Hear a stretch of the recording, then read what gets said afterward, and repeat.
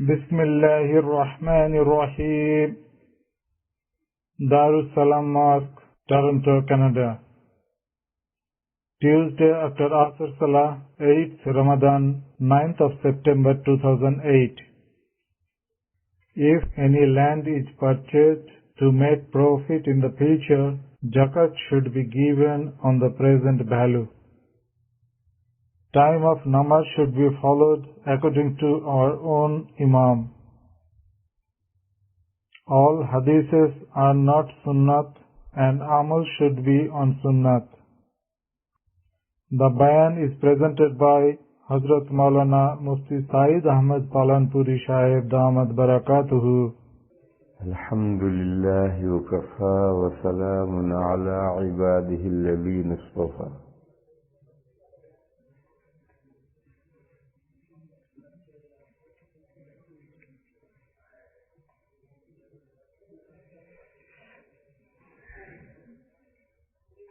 ایک شخص نے زمین خریدی، قیمت بڑھنے پر بیچنے کے لیے اس زمین پر ہر سال زکوٰۃ ہے یا نہیں؟ ہے، ہر سال اسے زکوٰۃ، اس زمین کی زکوٰۃ ادا کرنی۔ ہر سال کے ختم پر جو اس زمین کا مارکیٹ ویلیو ہوگا اس پر زکوٰۃ آئے گی۔ جتنی رقم میں خریدی ہے اس کا اعتبار نہیں۔ خریدی ہوئی پرائس سے مارکیٹ ویلیو کبھی بڑھ جاتا ہے، کبھی گھٹ جاتا ہے، کبھی گھٹ بھی جاتا ہے، کبھی بڑھ بھی جاتا ہے۔ تو سال کے ختم پر جو اس زمین کا مارکیٹ ویلیو ہے اسی کا اعتبار ہوگا، اور اس کے اعتبار سے ہر سال اس کی زکوٰۃ ادا کرنی۔ کیوں؟ یہ بزنس گڈس ہے۔ یہ زمین جو اس نے خریدی ہے کہ جب قیمت بڑھے گی تو ہم بیچ دیں گے، یہ بزنس گڈس ہے۔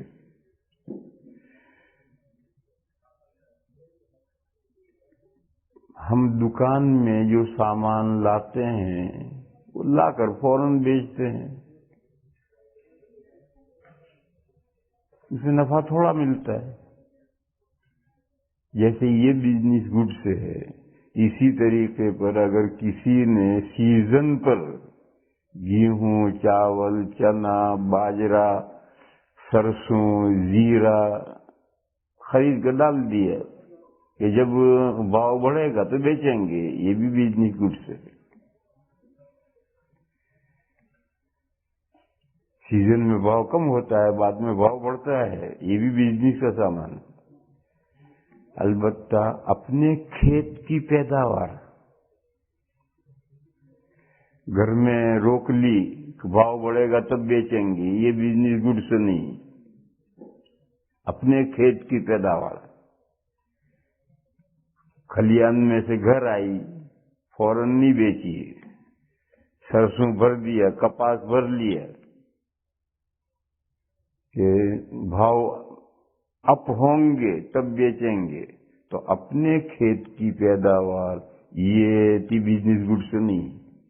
اور کپاس خریدا، سرسوں خریدا، کیوں خریدا؟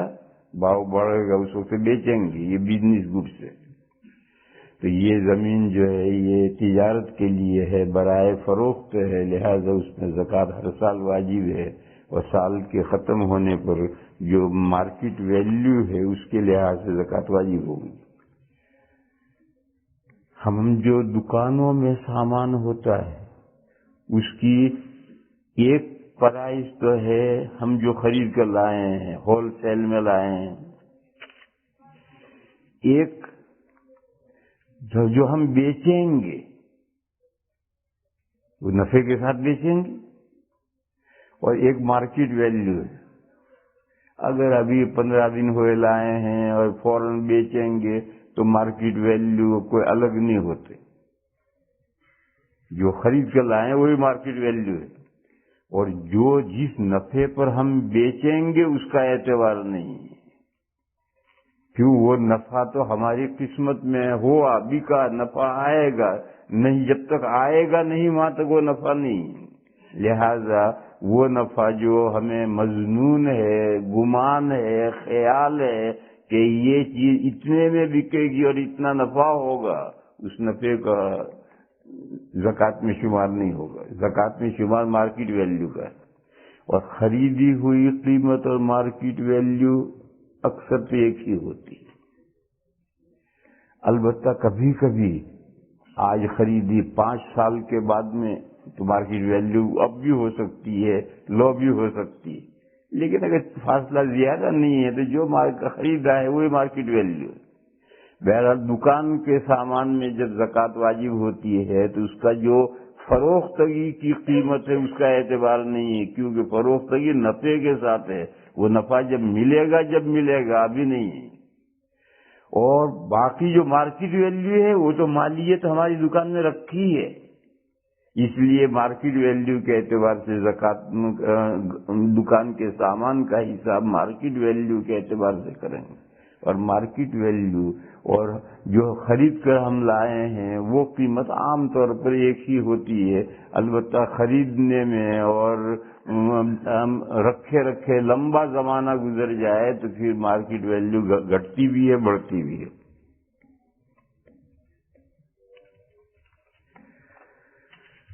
حنفی مصلی والے شافعی مسجد میں اول وقت پر عصر کی نماز پڑھتے ہیں، جبکہ پڑوس میں حنفی مسجد بھی ہے، ان کی نماز ہوگی کہ نہیں؟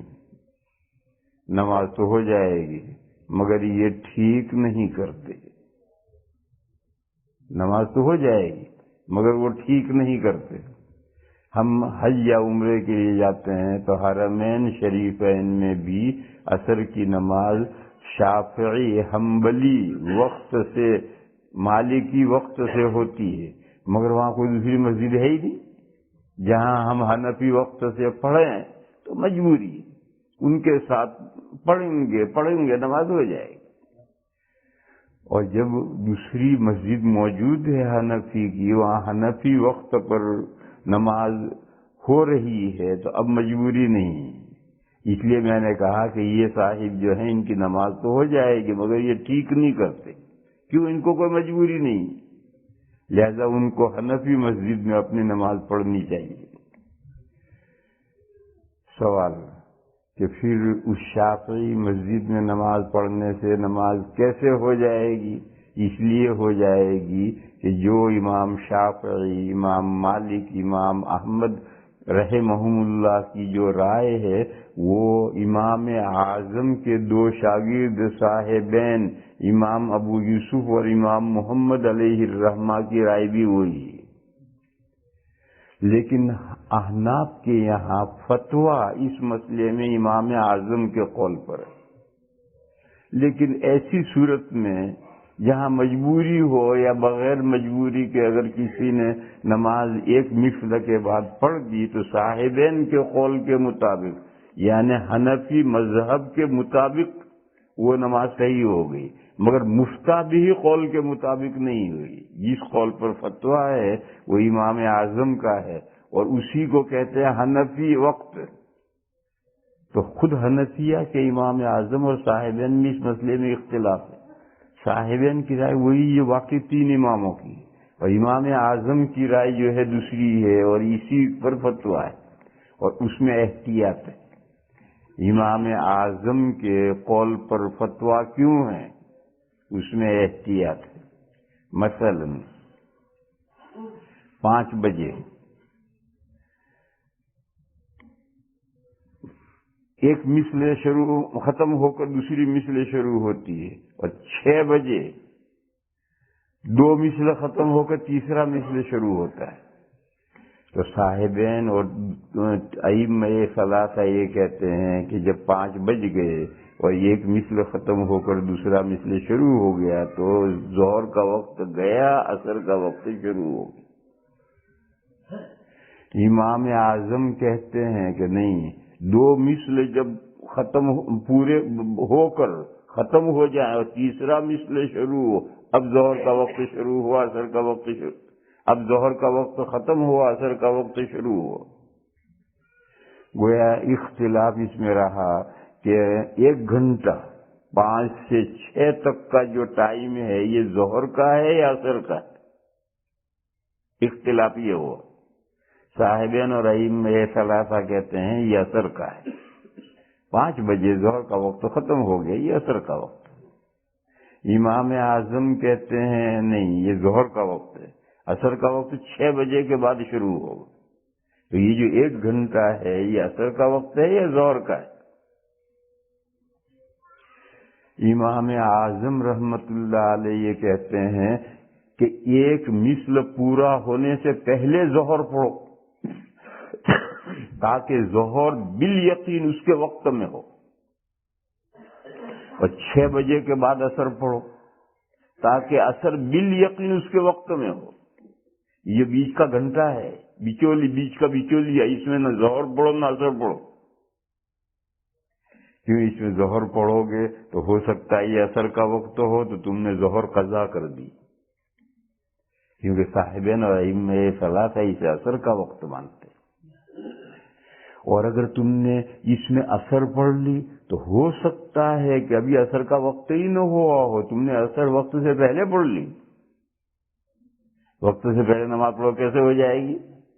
اس لیے امام اعظم یہ کہتے ہیں کہ 1 مثل پورا ہونے سے پہلے ظہر پڑھ کر کے نمٹ جانا ہے، اور 2 مثل پورے ہو کر تیسرا مثل شروع، اب عصر پڑھنی. دوسرے مثل میں نہ ظہر پڑھنی ہے نہ عصر پڑھنی ہے. یہی احتیاط. دلیلیں دونوں طرف ہیں. ائمہ ثلاثہ صاحبین کے پاس بھی دلیلیں ہیں، امام اعظم جو ہے ان کے پاس بھی دلیلیں ہیں.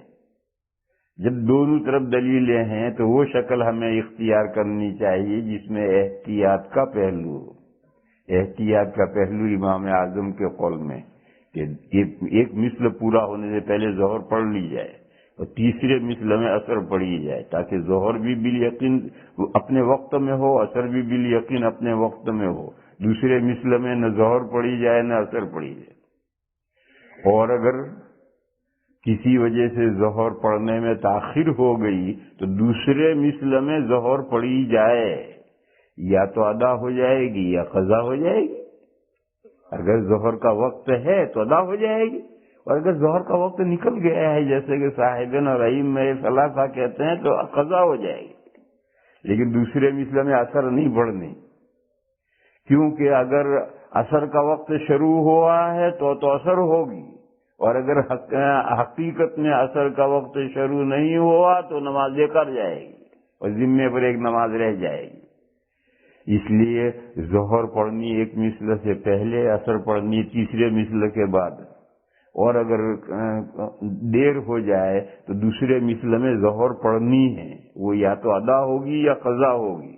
لیکن دوسرے مثل میں عصر نہیں پڑھنی، کیونکہ وہ یا تو صحیح ہوگی یا بیکار جائے گی. خیر یہ تو مسئلہ ظہر کا ہے اور عصر کا ہے، مگر اس مسئلے میں احناف کے یہاں، ہندوستان کی بات کہہ رہا ہوں اور بعض مسجدوں کی بات کہہ رہا ہوں، ہر مسجد کی بات نہیں کہہ رہا.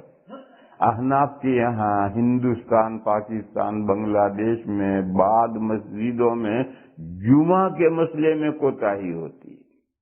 یہ مسئلہ ظہر کا ہے کہ پہلا مثل کے ختم تک ظہر پڑھو، اور اگر کسی وجہ نہ پڑھ سکو تو دوسرے مثل میں بھی ظہر پڑھو، عصر مت پڑھو.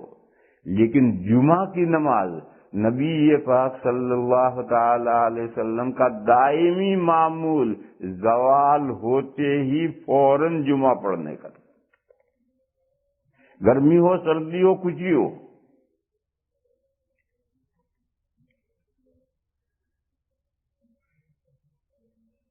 یہاں الحمدللہ ٹھیک جمعہ ہوتا ہے.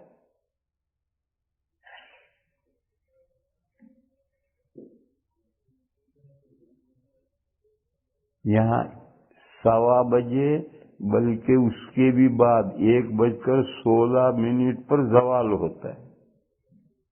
और 1:30 बजे अजान होती है, 1:45 बजे नमाज होती है, तो इसे जुमा सही होता है।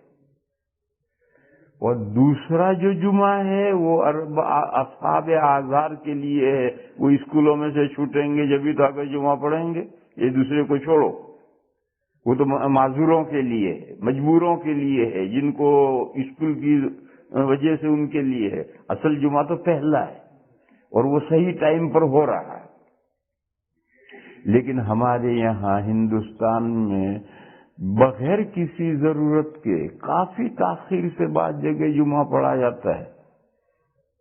क्यों? वे कहते हैं कि हनफिया के यहाँ गर्मियों में ज़ोहर देर से पढ़ना मुस्तहब है। अरे भाई, ज़ोहर देर से पढ़ना मुस्तहब है, जुमा तो देर से पढ़ना मुस्तहब नहीं। तो बगैर उज्र के जुमा में इतनी ताखीर करना ये सही नहीं है। ये ज़ोहर के मसाइल हैं। जुमा नबी पाक सल्लल्लाहु ताला अलैहि वसल्लम की दायमी सुन्नत अव्वल वक्त पढ़ने की, लिहाजा अव्वल वक्त में जुमा पढ़ना चाहिए। गर्मियों में भी अव्वल वक्त पढ़ना चाहिए।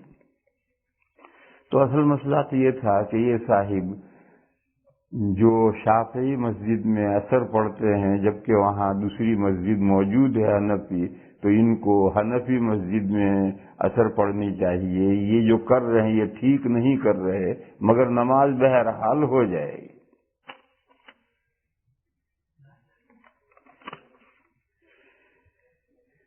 एक साहिब पूछते हैं सलफी कौन हजरात हैं, उनके नजरियात और ख्यालात क्या हैं, अहलुस सुन्ना वल जमा से उनका बुनियादी इख्तिलाफ क्या है।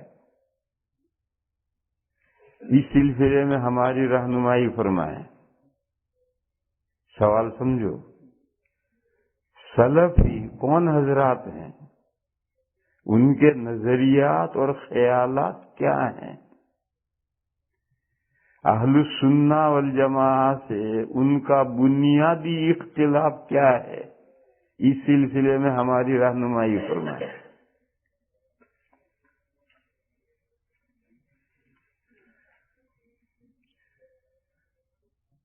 सलफी दो हैं। एक सलफी हैं सऊदिया वाले, और सऊदिया वाले भी आंख बंद करके नहीं, बल्कि फिक़ा में जो हम्बली हैं, फिक़ा में जो हम्बली हैं और इल्म कलाम में सलफी है। एक सलफी तो वो है, और दूसरे सलफी वो हैं जो फिक़ा में अइम्मे अरबा की तकलीद नहीं करते, उनके अइम्मा अलग हैं, उनकी तकलीद करते हैं। गैर मुकल्लिद दुनिया में कोई नहीं। तकलीद के बगैर तो 4 कदम दुनिया की गाड़ी नहीं चल सकती। हर मामले में तकलीद करनी है। तकलीद के बगैर, फॉलोइंग के बगैर तो आप दुनिया में जी नहीं सकते। जितने साइंसदान हैं उनको फन साइंस जहां तक पहुंचा है उसकी फॉलोइंग करके फन को आगे बढ़ाना है। जितने आहंगर हैं, लोहार हैं, तो लोहारी का फन जहां तक पहुंचा है उसका फॉलो करके आगे बढ़ाना है। जितने जरगर हैं, सोने सुनार हैं, सुनारी का फन चलता चलता जहां तक पहुंचा है उसकी फॉलोइंग करके ही आगे बढ़ना है। जितने बढ़ई हैं, कारपेंटर, फन जहां तक पहुंचा है वहां से उसको बढ़ाना आगे है, उसका फॉलोइंग करनी है। जितने राज मेमार हैं, मकाना तामीर करने वाले हैं, तो ये फन जहां तक पहुंचे हैं वहां से उसकी फॉलोइंग करके आगे बढ़ना है। बच्चा जब तक बाप की उंगली न पकड़े खड़ा होकर चल नहीं सकता। लिहाजा मेरे भाइयों, ये तो दिमाग में से निकालो कि दुनिया में कोई गैर मुकल्लिद हो सकता है, कोई नहीं हो सकता है। हर एक को तकलीद तो करनी। आप ये कहेंगे कि शिया गैर मुकल्लिद है, अरे शिया तो सबसे पक्के मुकल्लिद है। तुम कहोगे कि इस्माइली फिरका गैर मुकल्लिद है, कहां से गैर मुकल्लिद होगा, सबसे ज्यादा मुकल्लिद है। تم کہو کہ آغا خانی غیر مقلد ہیں، کہاں سے غیر مقلد ہوں گے؟ وہ سب سے زیادہ مقلد ہیں۔ تم کہو گے قادیانی غیر مقلد ہیں، کہاں سے غیر مقلد ہوں گے؟ وہ سب سے زیادہ مقلد ہیں۔ میرے بھائیو، اسی طریقے پر یہ جو غیر مقلدین کہا جاتا ہے یہ صحیح نہیں ہے، یہ تو ہم سے زیادہ پکے مقلد ہیں۔ اس مضمون کو سمجھو۔ پھر ان کو غیر مقلدین کیوں کہا جاتا ہے؟ تقلید کے لیے 4 امام جو طے ہوئے ہیں ان کی یہ تقلید نہیں کرتے۔ پھر وہ کس کی تقلید کرتے ہیں؟ ان کے اپنے امام ہیں، ان کی اپنی فقہ ہے جو فقہ ظاہری کہلاتی ہے، ان کے اپنے کتابیں ہیں، اپنے ائمہ ہیں، وہ ان کی تقلید کرتے ہیں۔ اور 4 اماموں کے ماننے والے تو ضرورت کے وقت ایک دوسرے کی فقہ پر عمل کرتے ہیں، ضرورت کے وقت دوسری فقہ سے مسائل لیتے ہیں اور ایک دوسرے سے مسائل پوچھتے ہیں۔ یہاں تو میرے پاس کوئی آیا نہیں ابھی، لیکن لندن میں میری مسجد میں بہت شوافے ہیں، وہ مسئلے مجھ سے ہی پوچھتے ہیں، میں ان کو ان کی فقہ کے مسئلے بتاتا ہوں، وہ اس پر عمل کرتے ہیں۔ بلکہ لندن کی مسجد میں ایسے مسئلے میں بیان میں انہیں بتلاتا ہوں کہ دیکھو حنفی جو ہے اس کے نزدیک نصف سا آدھا سا صدقۃ الفطر ہے، اور شافعی ہے تو اس کو 1 سا صدقۃ الفطر دینا ہے۔ اور یہ جو غیر مقلدین کہلاتے ہیں، جو اصحاب ظواہر کہلاتے ہیں، یہ اپنے قول میں سے کبھی نکل ہی نہیں سکتے۔ وہ جو ان کے اپنے ائمہ ہیں، ان کی جو اپنی فقہ ہے، اسی میں منحصر رہیں گے، اس سے کبھی نکل نہیں سکتے ہو۔ تو ہم سے زیادہ پکے مقلد ہیں۔ آج تک اتنی میری عمر ہوئی، کسی ظاہری نے، کسی غیر مقلد نے مجھ سے مسئلہ نہیں پوچھا۔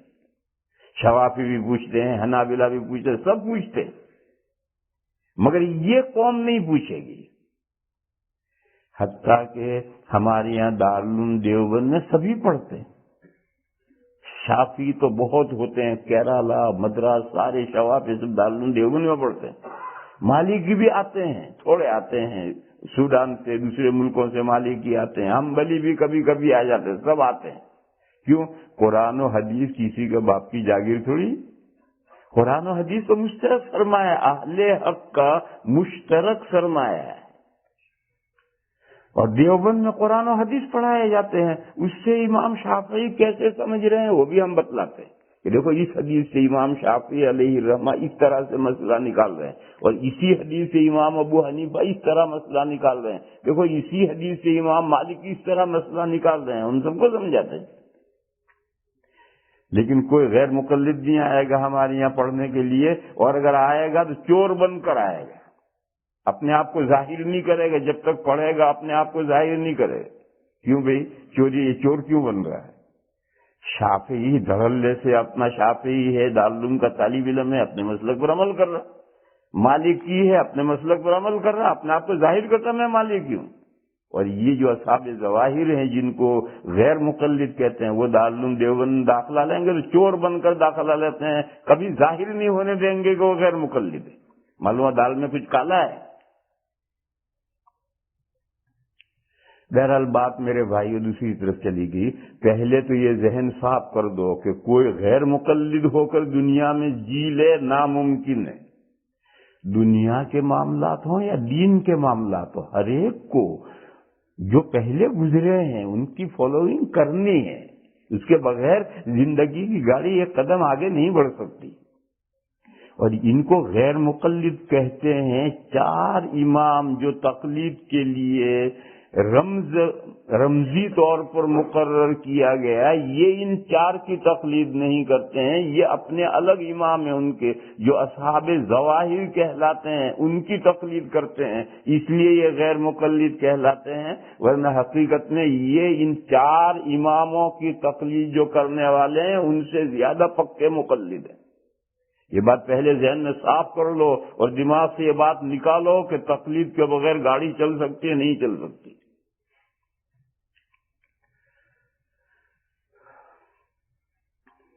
اور صفات کے مسئلے میں فقہ میں تو ہیں یہ غیر مقلد. غیر مقلد کہنے کے بجائے یہ کہو اصحاب ظواہر، ان کا پرانا نام تھا اصحاب ظواہر. تو فقہ میں ہے اصحاب ظواہر اور علم کلام میں ہے سلفی. تو ایک وہ سعودیہ والے سلفی ہیں، فقہ میں ہیں وہ حنبلی اور علم کلام میں ہے سلفی. اور ایک سلفی ہیں جو فقہ میں ہے ظاہری اور علم کلام میں ہے سلفی. تو جب دو طرح کے سلفی ہیں تو پھر یہ جو سوال ہے کہ ہم میں اور سلفیوں میں کیا فرق ہے، وہ فرق دو طرح سے بیان کرنا پڑے گا، یہ سلفی اور یہ سلفی.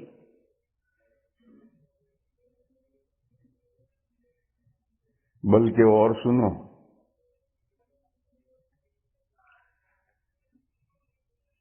کئی سال پہلے کی بات ہے، جب میں نے پہلا حج کیا تھا تو ہم دو ساتھی تھے اور ہمارے دو کی فیملیاں تھی، چار ہمارا ایک کمرہ تھا. ایک دن ہمارے گھر والوں نے کہا ہم کھانا نہیں پکائیں گے. ہم نے ان سے یہ کہہ رکھا تھا کہ دیکھو تم دونوں کو جھگڑنا نہیں ہے، حج میں جھگڑا ہوتا ہے، جھگڑنا نہیں ہے. تمہارا جس دن جی چاہے کہ تم کھانا نہیں پکانا، ہم سے کہہ دو ہم پکائیں گے، باقی جھگڑنا نہیں. تمہیں برتن دھونا ہے، یہ ہے وہ، جھگڑا نہیں کرنا. تمہارا من کہے پکاؤ برتن دھو، نہیں ہم سے کہو ہم پکائیں گے، ہم برتن دھوئیں گے. تو ایک دن دونوں متفق ہو گئی اور دونوں نے کہہ دیا آج ہم کھانا نہیں پکائیں گے. تو ہمارے دوست تھے، انہوں نے کہا مول صاحب کیا کریں گے؟ ارے میں نے کہا ابھی انتظام کرتا ہوں. چلو نیچے اترے، لمبے لمبے وہاں مکے میں پاؤ ملتے ہیں تو 4 پاؤ خریدے. اور گوشت کا تو وہاں ٹھکانا نہیں، اللہ جانے کہاں کی ذبیحے آتے ہیں، اللہ جانے. ایک مرتبہ ہم مکے سے مدینہ جا رہے تھے، بس میں ایک ہوٹل آئی، وہاں ظہر کی نماز پڑھنی تھی اور کھانا بھی کھانا تھا. تو بس رکی، جب ہوٹل میں ہم کھانا کھانے بیٹھے تو لوگوں نے کہا بھئی چکن لاؤ.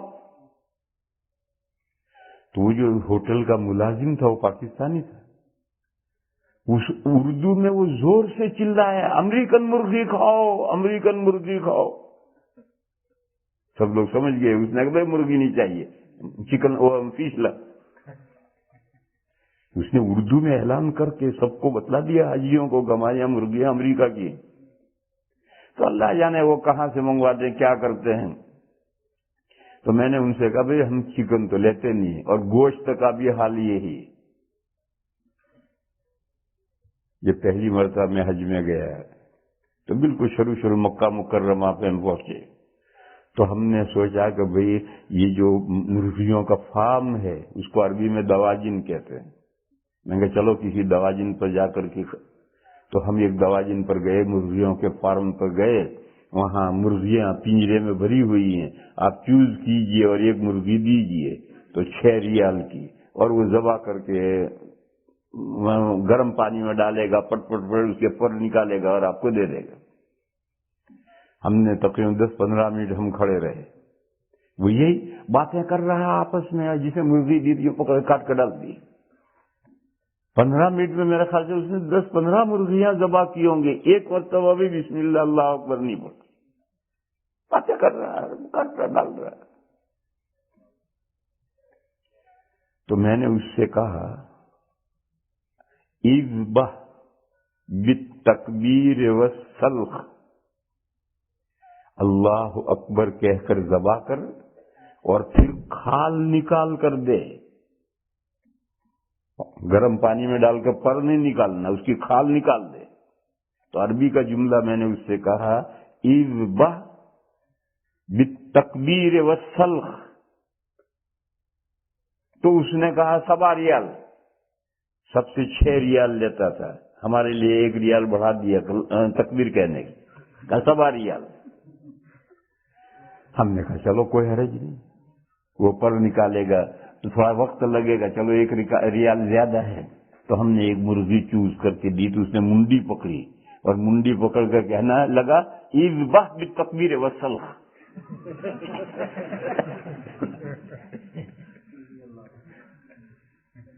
انہوں نے کہا کباڑا کر دیا اللہ کے بندے.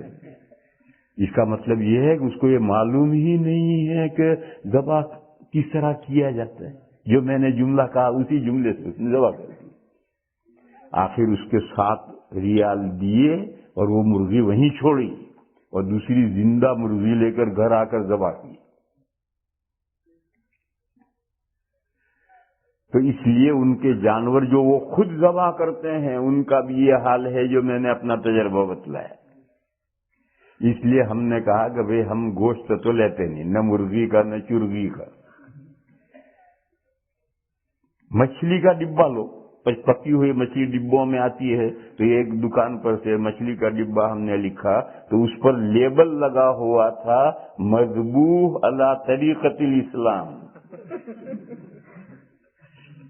اس ڈبے پر یہ لیبل لگا ہوا تھا مذبوح علی طریقۃ الاسلام، اسلامی طریقے پر ذبح کیا ہوا ہے. ماشاءاللہ.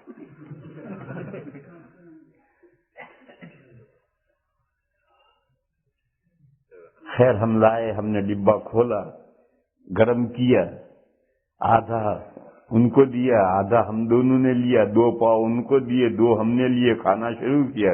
وہ 2 کہنے لگے ہمیں تو اچھا نہیں لگتا. تو ہم نے کہا بھئی یہ کون سا وعدہ تھا کہ تمہیں اچھا لگے گا ایسا پکا کے دیں گے؟ ایسا تو ہم نے کوئی وعدہ نہیں کیا. اچھا لگے تو کھاؤ، نہ لگے اچھا لو ہمیں دے دو ہم کھا لیں گے. انہوں نے دے دیا تو ہم سب کھا گئے. پھر کبھی انہوں نے یہ نہیں کہا کہ ہم کھانا نہیں پکائیں گے. ہم نے کہا جب بھی کہو کہ ہم تو ایسا ہی پکا کر لا کے کھلائیں گے. لا الہ الا اللہ. تو میرے بھائیوں، اصل جو سلفیت ہے وہ علم کلام کا ایک مسلک ہے اور صفات باری کا مسئلہ ہے. غیر مقلدیت اور ظاہریت سے اس کا کوئی تعلق نہیں. مگر آج کل لوگوں نے سلفیت کو غیر مقلدین پر لیبل لگا دیا، سلفی یعنی غیر مقلد. حالانکہ سلفی علم کلام کا مسئلہ تھا اور صفات سے تعلق تھا اس کا، مسائل فقہیہ سے اس کا کوئی تعلق نہیں تھا. مگر جیسے مچھلی کے ڈبے پر لیبل ہے مذبوح علی طریقۃ الاسلام، انہوں نے بھی اپنی جو عدم تقلید ہے، ظاہریت ہے، غیر مقلدیت ہے، اس پر لیبل لگا دیا سلفی ہے، سلفی. تو اب یہ سب چوں چوں کا مربع ہو گیا ہے. میں کون سے سلفی میں فرق بتاؤں اور کون سے بیان کروں؟ اتنا لمبا چوڑا مسئلہ ہے اور اتنا گول گپا ہو گیا ہے. چلو یہ وہ سلفی جو غیر مقلدین ہیں اور انہوں نے اپنی غیر مقلدیت پر سلفیت کا لیبل چپکایا ہے. ان میں اور اہل سنہ والجماعہ میں کیا فرق ہے وہ سمجھاؤں. 4 فرق ہیں اور 2 اس کے نتیجے ہیں. بہت کھول کر واضح کر کے سمجھاؤں، سمجھو اسے. پھر ماننا نہ ماننا آپ کی مرضی ہے، لیکن بات سمجھاؤں اسے سمجھو. کوئی اشکال رہے بولو. دیکھو میرے بھائیو، تمام مسلمان اس پر متفق ہیں کہ قرآن کریم حجت. قادیانی بھی قرآن کو حجت مانتے ہیں، شیعہ بھی قرآن کو حجت مانتے ہیں، اگرچہ وہ کہتے یہ ہیں کہ یہ اصلی قرآن نہیں ہے. اصلی قرآن 40 پارے کا ہے، 10 پارے امام غائب لے گئے ہیں. وہ سب کہتے ایسا ہی ہیں، مگر وہ قرآن کو حجت مانتے ہیں.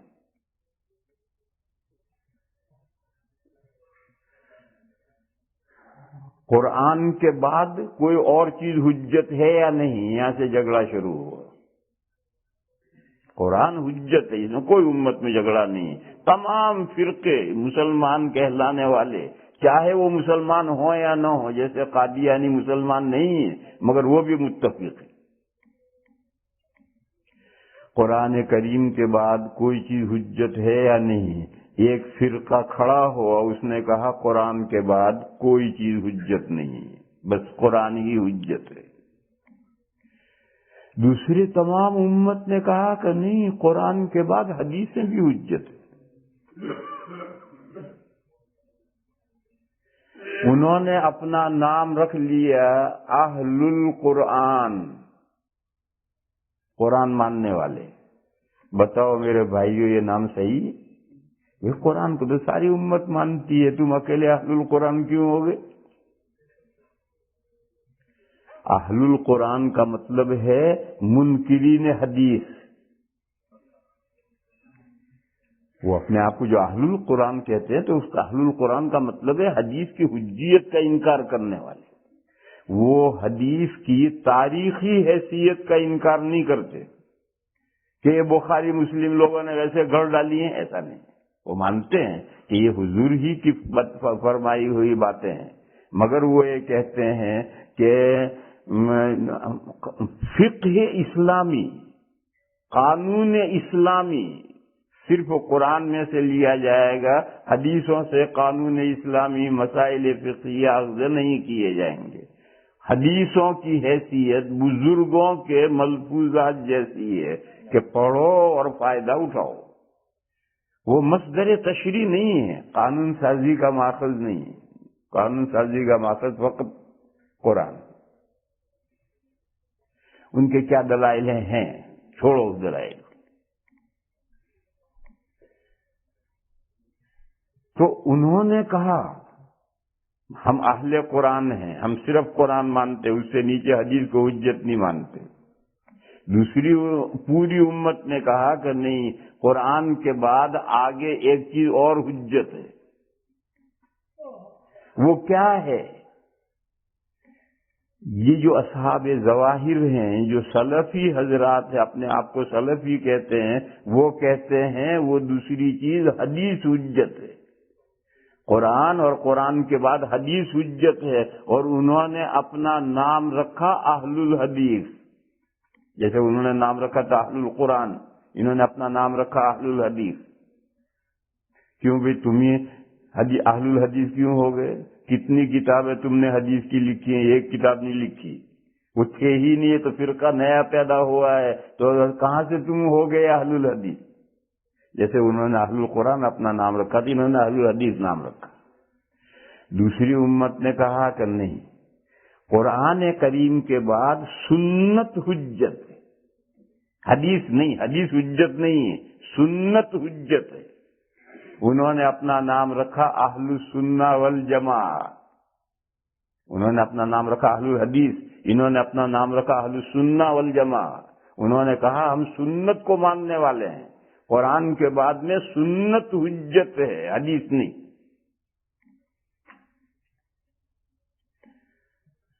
سنت اور حدیث میں کیا فرق ہے؟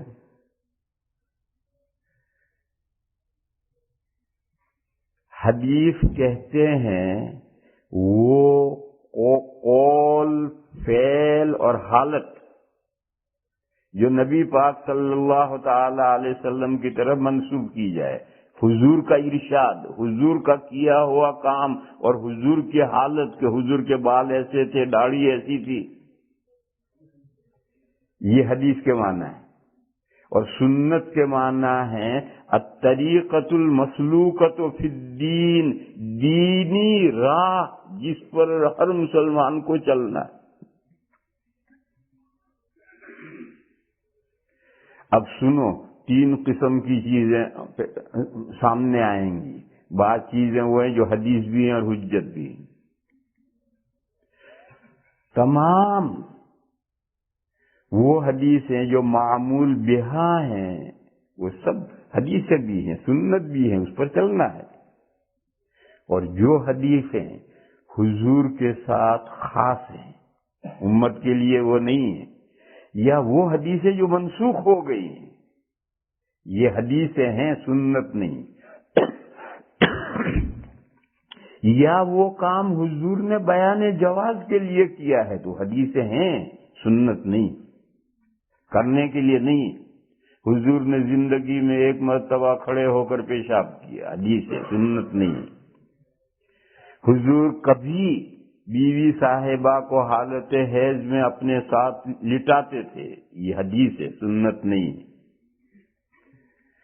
نبی پاک صلی اللہ تعالی علیہ وسلم رمضان میں روزے کی حالت میں بیوی کو چومتے تھے، یہ حدیث ہے، سنت نہیں.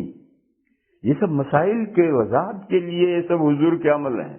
اور زندگی میں 1-2 مرتبہ کے کیے ہوئے عمل ہیں، ہمیشہ نہیں کیے۔ اور دلیل یہ ہے کہ حضور کے ان عملوں پر صحابہ نے کبھی عمل نہیں کیا۔ صحابہ کا زمانہ 100 سال کا ہے، ایک صحابی سے یہ بات مروی نہیں ہے کہ انہوں نے کھڑے ہو کر پیشاب کیا ہو، حالت حیض میں بیوی کو اپنے ساتھ لٹایا ہو، روزے میں بیوی کو چوما ہو۔ صحابہ کا ان حدیثوں پر عمل نہ کرنا دلیل ہے کہ یہ حدیث ہیں، سنت نہیں ہے، الطریقۃ المسلوکۃ فی الدین نہیں ہے۔ تو وہ حدیثیں جو معمول بہا ہیں، وہ حدیثیں بھی ہیں، سنت بھی، اور وہ حدیثیں جو حضور کے ساتھ خاص ہیں، جیسے حضور کی 9 بیویاں، اور 9 میں حصر نہیں، 9 سے زیادہ اگر حضور کرنا چاہتے تو حضور کے لیے اجازت تھی، اور امت کے لیے صرف 4 تک، 4 سے زیادہ 5ویں بیوی نہیں ہو سکتی، اور حضور نے جو 9 کی ہے یا اس سے زیادہ حضور کے لیے جائز تھی، یہ حکم حضور کے ساتھ خاص تھا۔ لہذا وہ حدیث تو ہے، حضور کا 9 بیویوں سے نکاح کرنا، یہ حدیث تو ہے، سنت نہیں۔ سنت جس پر مسلمانوں کو چلنا ہے وہ 4 بیویاں۔ چنانچہ حدیثوں میں 2 واقعے ہیں۔ حضرت غیلان ثقفی رضی اللہ تعالیٰ عنہ جب مسلمان ہوئے تو ان کے نکاح میں 10 بیویاں تھیں، تو حضرت غیلان بھی مسلمان ہوئے اور 10 بیویاں مسلمان ہو گئی۔ تو حضور نے فرمایا ان 10 میں سے 4 منتخب کر کے روک لو، باقی 6 کو الگ کرو۔ چنانچہ انہوں نے ایسا کیا۔ ایسا ہی ایک دوسرا واقعہ ہے حدیثوں میں، ایک صحابی مسلمان ہوئے، ان کے نکاح میں 8 عورتیں تھیں، حضور نے ان سے بھی یہ کہا کہ 4 رکھ کر باقی الگ کرو۔ ایسا ایک تیسرا واقعہ بھی ہے فیروز دیلمی کا، کہ وہ مسلمان ہوئے تو ان کے نکاح میں 2 بہنیں تھیں، حضور نے ان سے کہا ایک کو چوز کر لو، رکھو، ایک کو الگ کرو۔ یہ سب واقعات ہیں، معلوم ہے امت کے لیے یہ احکام ہے، یہی سنت ہے، یہی طریقۃ المسلوکۃ فی الدین ہے، اور وہ حکم حضور کے لیے خاص ہے۔ سورہ احزاب میں ایک آیت ہے، وہاں اشارہ ہے خالصۃ لک من دون المؤمنین۔ وہ لمبی آیت ہے، اسے پڑھوں گا اور ساری سمجھاؤں گا تو کہیں سے کہیں مضمون چلا جائے گا۔ نکاح کے معاملے میں خالصۃ لک من دون المؤمنین، یہ حکم آپ کے لیے مخصوص ہے، مسلمانوں کے لیے حکم نہیں ہے۔ یہ سورہ احزاب میں ایک آیت میں اشارہ ہے کہ نکاح کے معاملے میں کچھ احکام حضور کے لیے الگ ہیں، مخصوص ہیں۔ بہرحال اس قسم کی حدیثیں جو مسئلے کی وضاحت کے لیے حضور نے عمل کیا ہے، یا حضور کے مخصوص احکام ہیں، یا اسلام کے دور اول کے احکام ہیں اور وہ منسوخ ہو گئے ہیں، وہ سب حدیثیں ہیں، سنت نہیں۔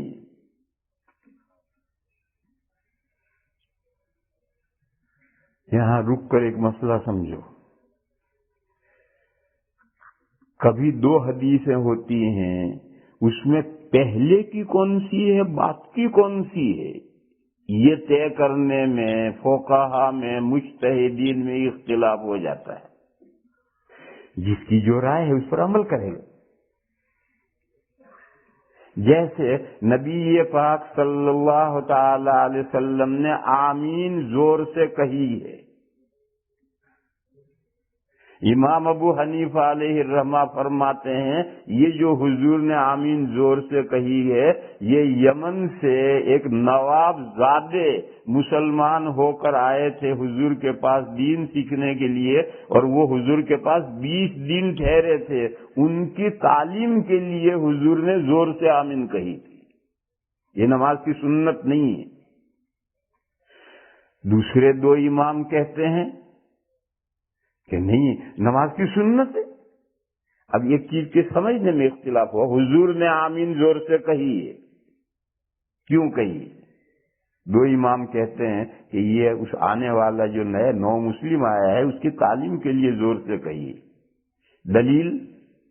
دلیل یہ ہے کہ اسی حضرت وائل کی روایت میں یہ مضمون ہے کہ समेतहु व अना फी सफ, इतनी जोर से हुजूर ने आमीन कही कि मैं हुजूर के बिल्कुल पीछे पहली सफ में था तो मैंने सुन ली।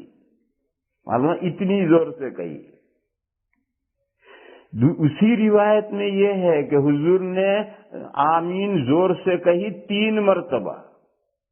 हाफिज इब्न हजर जो बुखारी शरीफ के शारे हैं, जिनका मजहब है आमीन बिल जहर सुन्नत है, उन्होंने इसकी शरह ये की है कि 3 नमाजों में हुजूर ने जहरन आमीन कही।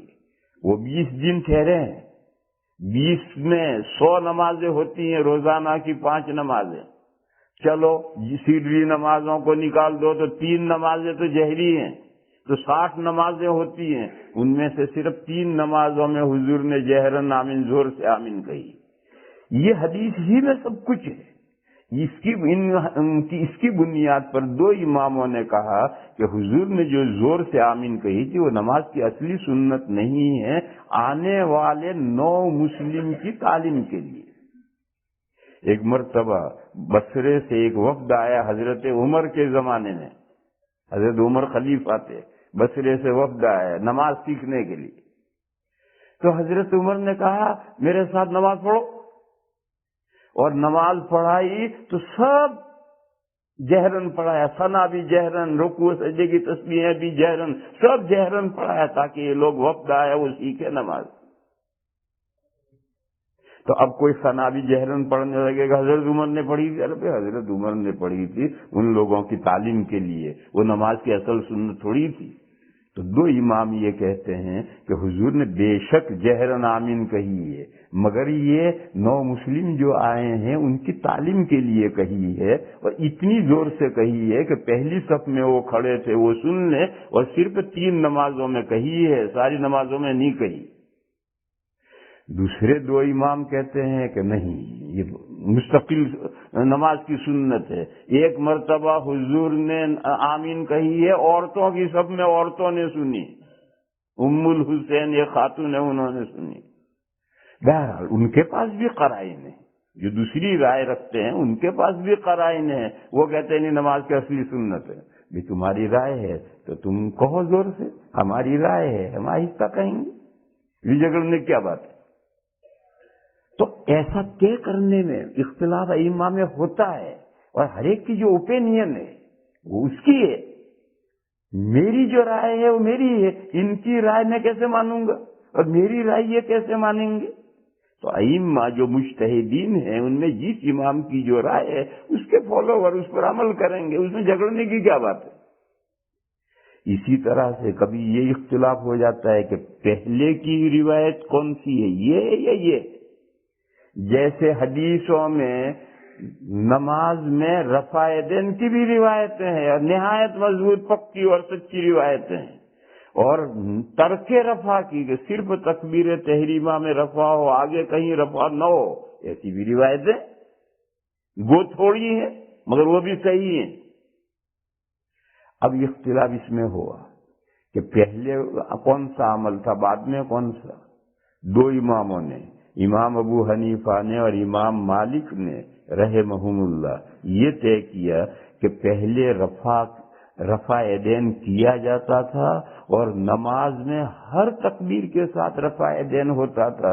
जहां झुकोगे उठोगे सब जगह रफ़ाएदैन। सजदे में गए रफ़ाएदैन करके जाओ, सजदे से उठे रफ़ाएदैन करो, फिर दूसरे सजदे में गए फिर रफ़ाएदैन करो, सजदे में जाओ फिर उठे फिर रफ़ाएदैन करो। और हदीस मौजूद है कि हुजूर पाक सल्लल्लाहु ताला अलैहि वसल्लम फी कुल्ल खफ्दिन व रफ़इन रफ़ाएदैन करते थे। फिर आहिस्ता आहिस्ता ये रफ़ाएदैन कम होता गया, वहां यहाँ छोड़ दिया, वहां से छोड़ दिया, वहां से छोड़ दिया, यहाँ तक कि हर रकात में 2 जगह रफ़ा रह गया। फिर आखिर में सिर्फ तकबीर तहरीमा में रह गया, नमाज ने से रफ़ा खत्म कर दिया। तकबीर तहरीमा में क्यों रह गया? तकबीर एक बहुत बारीक बात है, सुनो। हम खड़े हुए तो हम क्या कहते हैं, नमाज शुरू हुई? अभी नहीं हुई। तो जो रफ़ाएदैन हमने किया वो नमाज में है, नमाज से बाहर है। बहुत बारीक बात है, सुनो। जब हम नमाज शुरू करते हैं तो पहले हाथ उठाते हैं, ابھی تک نماز شروع نہیں، اللہ اکبر، بر پورا ہو اب نماز شروع ہوئی، تو یہ رفع یدین تو نماز سے باہر ہے، ساری نماز میں سے رفع یدین ختم کر دیا، کیونکہ رفع یدین حرکت ہے، اور حرکت جو ہے نماز کے منافی ہے۔ وہ ہمارے ایک پڑوسی ہیں جو دوپہر کو ظہر میں تکبیر کہتے ہیں، کہیں چلے گئے؟ اتنا تو کرتے ہوں گے وہ سمجھیں گے نہیں، وہ عربی اردو نہیں جانتے، تو اگر ہوں گے وہ ایسا ہلتے رہتے ہیں، جو پاس میں کھڑا ہے اس کی نماز بھی خراب ہو جاتی۔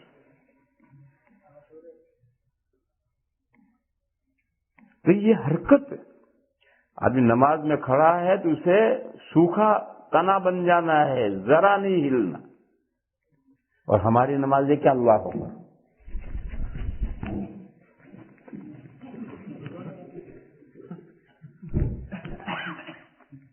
ارے بندر کی طرح نماز پڑھ رہا، ہماری نمازیں بندر کی طرح کی نمازیں ہیں، نماز میں کھڑے ہو گئے سوکھا درخت۔ وہ ہمارے دوست میرے پڑوس میں رہتے ہیں، وہ اتنا بیچارے نماز میں ہلتے ہیں کہ مجھے الجھن ہوتی ہے، میری نماز خراب ہو جاتی۔ تو جب میری خراب ہو جاتی ہے پڑوسی کی، نیبر کی، تو ان کی کتنی شاندار ہوتی ہوگی۔ تو اس لیے میرے بھائیوں، نماز میں حرکت نہیں ہے، حرکت نماز کے منافی ہے، اس لیے آہستہ آہستہ ساری نماز میں سے رفع یدین نکال دیا۔ اور یہ جو تکبیر تحریمہ میں، یہ بارڈر پر ہے، نماز کے اندر نہیں ہے۔ یہ ابو حنیفہ اور مالک رحمہم اللہ کی رائے ہے کہ پہلے حدیثیں، رفع والی حدیثیں پہلے کی ہیں اور ترک رفع والی حدیثیں بعد کی۔ دوسرے دو اماموں کی رائے یہ ہے کہ نہیں، یوں نہیں ہے، پہلے نماز میں رفع نہیں تھا، بعد میں رفع بڑھا، نماز میں رفع بڑھا، لہذا رفع یدین سنت ہے اور بعد کی روایت ہے، اور رفع نہ کرنا یہ پہلے کی روایت ہے۔ اب دو اماموں کی یہ رائے ہے تو وہ اپنی رائے پر عمل کریں گے، اور ان کے فالوور ان کی رائے پر عمل کریں گے، ابو حنیفہ اور مالک کی رائے پر تھوڑے عمل کریں گے، اور ابو حنیفہ اور مالک شافعی اور احمد کی رائے پر تھوڑے عمل کریں گے، جس کی جو رائے ہے۔ تو روایتیں دونوں طرح ہوتی ہیں، ان کو سارٹ آؤٹ کرنے میں اختلاف ہو جاتا ہے کہ پہلے والی یہ روایت ہے، بعد والی یہ، ایک رائے یہ کہ نہیں پہلے والی رفع کی بعد میں ترک رفع کی، دوسری رائے کہ نہیں پہلے ترک رفع کی پہلے، بعد میں رفع شروع ہوا۔ بہرحال ایسا ہوتا ہے، اور یہاں رک کر کے ایک مسئلہ تمہیں سمجھاؤں، اور وہ بہت بڑی غلط فہمی دور کرے گا۔ لوگ یہ کہتے ہیں ارے بھائی اللہ رسول کا فالو ہونا چاہیے، تقلید اللہ رسول کی کرو، یہ امام چار بت کہاں سے آ گئے؟ جو لوگ کہتے ہیں اس کی حقیقت کل عرض کروں گا۔ وآخر دعوانا ان الحمد للہ۔